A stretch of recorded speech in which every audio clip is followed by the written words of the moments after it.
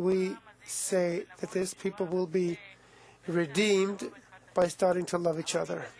But if I try and I'm doing good, I'm not doing bad to anyone, not just at work and with friends, but, people try to fail me. Even my sister is. She's only seeking a place where she can harm me and damage me. I'm asking, how far are we going to deteriorate? If one tries and the other isn't, then where is our efforts going to? The fact that others are not that good in your eyes doesn't give you the right to do what they're doing. You don't want to learn from bad examples. Everyone has his own kind of order, there's an individual calculation for everyone. And everyone tries to achieve love of man, love their friend as themselves. Those who do that, who try to achieve love of their friend as themselves, carry out the purpose of creation, and in the end, discover the Creator in this world, and they are rewarded everything that results from it. I hope that very soon you will all feel that we're connected and that all of our thoughts, bad and good desires, affect each other, and that our world is being corrupted only because of our mistreatment of each other. And discovering it will help each of us to rise a little higher, to introspect, and we will see the people of Israel with love of Israel and love of others, and we'll achieve a good life. You needn't be afraid of. Don't think it's all that hard. It'll appear all at once. What kind of feedback do you recommend for a person to search as a confirmation that he really is on the right way and is working correctly and is progressing? What is she asking? I'm trying to love others, but I'm treated badly in return. So give her something, Well, no, it's. I too feel the same, If I'm speaking on the plane of emotions that I see with my eyes, many people hate, many people argue, but I see it as a place for scrutiny, for in the end, bringing us back to the truth. And all those arguments are only to clarify the truth, and in hope that we will once and for all clarify it.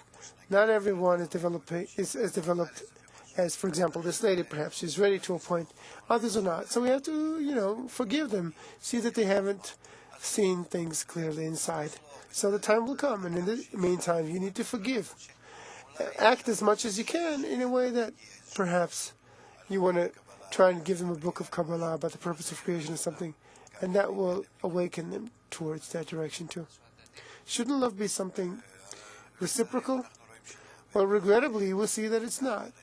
With ego, there cannot be reciprocal love because the ego is the opposite. With ego, I want to use others. I love them because I want to use them. I feel good. Love of the ego is love of fish. I love them because I enjoy them.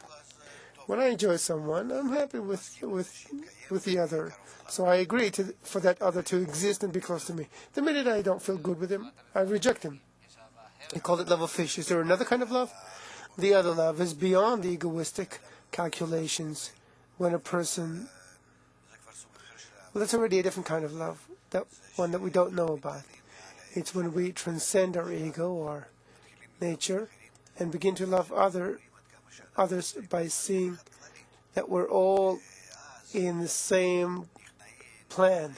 And then we surrender to this power. And we want to love others because we see that we're all dependent on each other. And there's even above it, where even without this kind of consideration, love in itself, the quality of being able to give and to love, and that it's a sublime and worthy thing to me. this is what attracts me, and this is why I want to be in it.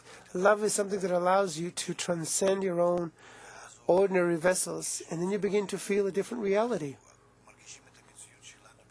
We feel reality by absorbing. We want to absorb everything within us. And when we feel spirituality in this way, reality is so tiny and so restricted. The minute we extend ourselves, come out of ourselves, and begin to see reality through the spectacles of perspective of bestowal, then I begin to, through the love of others, I begin to see reality as different. I begin to see reality as something that really does exist outside of me. And that's called the spiritual world, the upper world. And in that state, you're not that affected from others' response towards you, as she described? No, of course not. You see that others are in a certain level of awareness of reality, and they work and judge things out of that level of awareness and treat everyone that way. But a person can come out of his kelim and accept the world outside of him is really his own. That's how he sees it. Then love bursts in him, a good attitude towards everyone, and he feels that there is no evil in the world and no one harms him.